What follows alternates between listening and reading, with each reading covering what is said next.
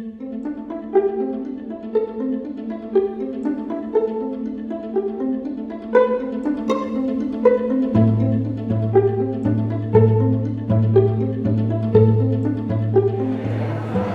a possibility of creating a new Jewish culture, that you can be inspired by ancient texts but create relevant contemporary work that speaks about our human condition, that creates empathy and story, and also really the worth of artists bringing to life their vision and really be inspired to go deeper with the theme.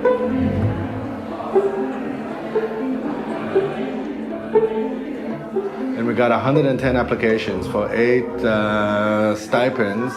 And it was really tough to choose because there were a lot of great artists out there. We were surprised that there are so many Jewish artists in Berlin and the surrounding areas that want to engage with Jewish learning and Jewish texts.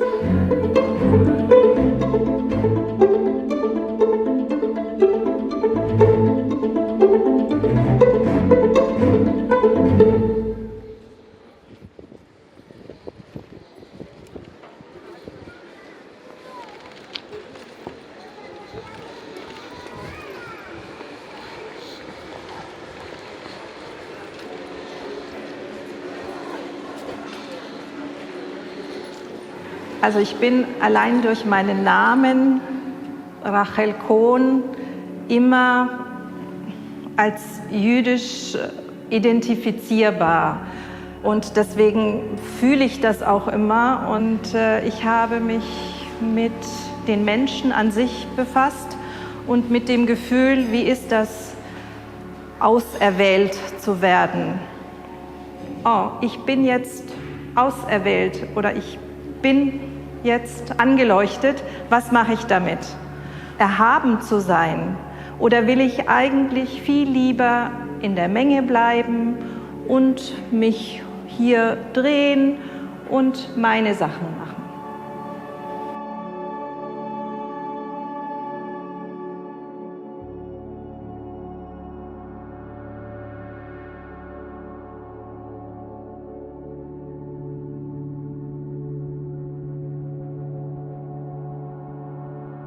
So I collaborated with Anna Mirkin and Noah Heine, and together we created an installation performance which is called The Arc.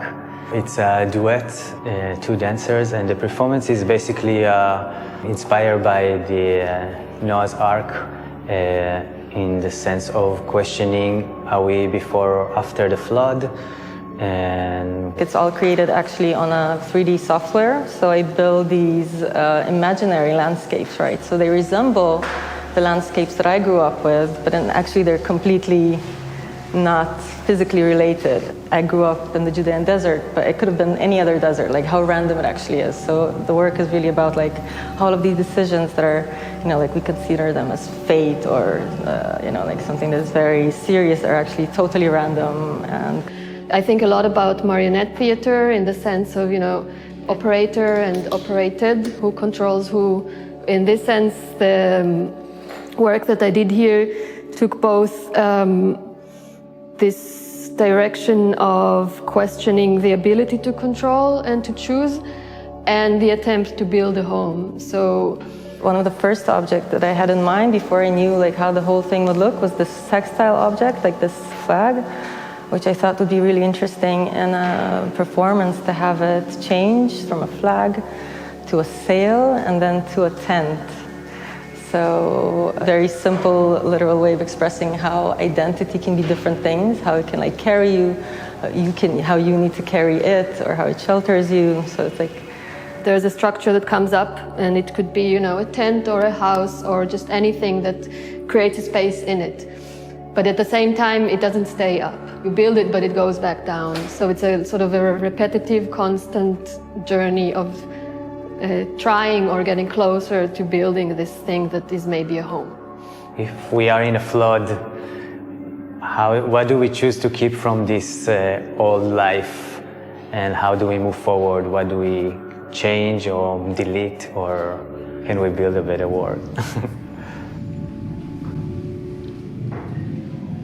I saw this shooting star in the sky. I closed my eyes, I made a wish. I opened my eyes,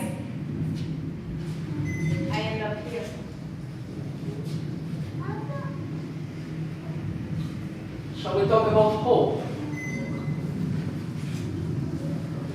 Is it worth it?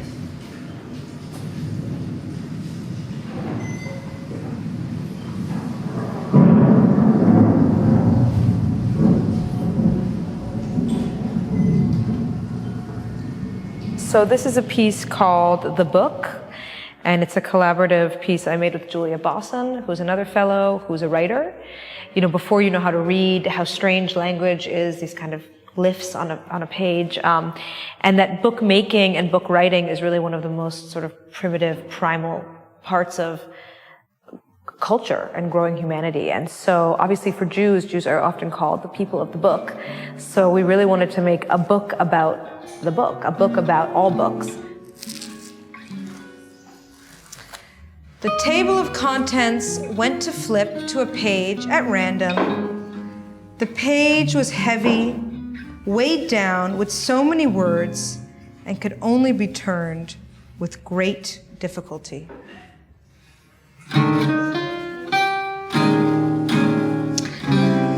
Thus we shall collect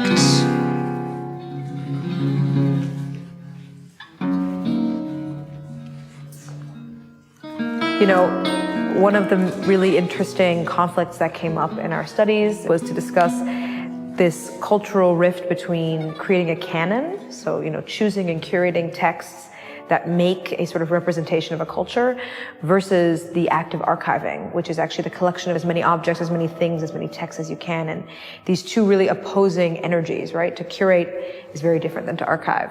So the book, in many ways, actually does both.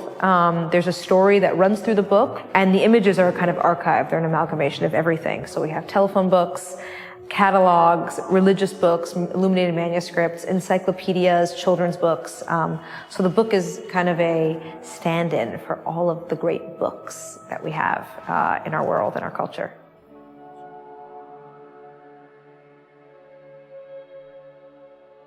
My contribution, that's going to be basically a jazz concert with tunes written inspired by the study sessions that we had together. And those songs are going to be intertwined with texts written by Julia Bosson. I came into this program interested in the idea of chosen as sort of being special. Actually, one could just as easily be chosen for suffering. And actually really made me sort of rethink this larger concept of chosenness, both for the Jewish people as well as sort of more broadly. He watches the brick veneer and looks over at the building coming down. Back and forth, and then straight ahead. The sunset must be beautiful from up there. The way he stands, the whole show is just for him.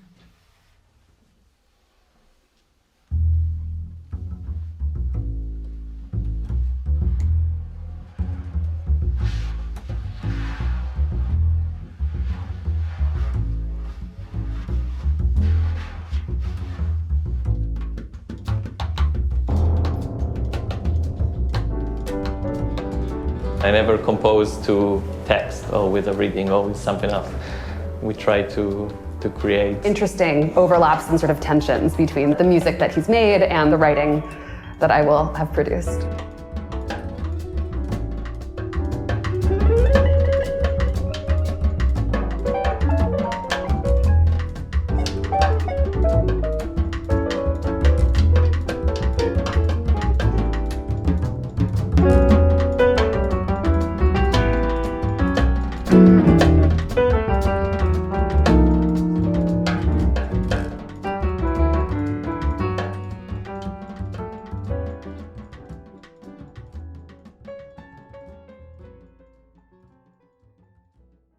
What it means to be someone. Why are the people from the 27 Club, so these rock stars like Jimi Hendrix, Jim Morrison, Janis Joplin, etc., why are they considered someone and I'm not? Or who gets chosen, who doesn't get chosen?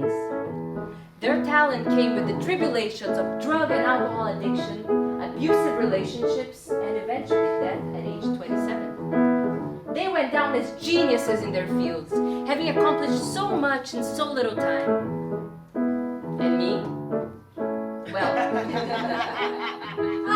there is a tradition of reading texts and finding new meaning or finding a new way that these texts can live.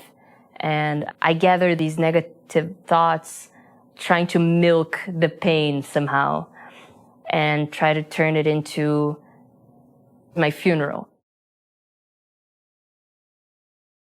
We have been carefully putting the show together and really being thoughtful about this. So I think that even though it's a show that I'm the most prominent figure, it's not a show that I do alone at all. I hate to be the one. I said, you're gonna live your life and you're gonna love your life. And someday you're gonna have to cry. Yes, indeed. Yes, indeed. Yes, indeed. Oh, hon, yes, indeed. I said, every way and every day and every way and every way.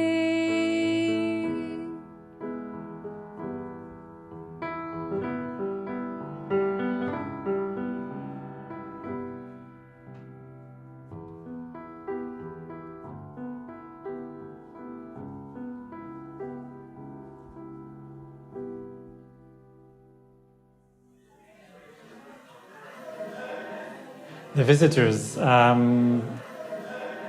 that's hard to say. It's very individual what people experience, and it really was, still is, and will be in the future a very collaborative process and effort of so many people that it doesn't feel like works by different artists. It's a very connected experience. I can say about the project in its entirety, what I feel that it does, it deals with Jewish questions, with what does it mean to be Jewish, what does it mean Jewish culture today. It has to do with reading, with texts, with learning, coming up with answers that are more profound than, let's say, labels or simple polemics in which you position yourself in this or that group. So in that sense, I think that this is something that is both refreshing and needed for the place that we decided to live in.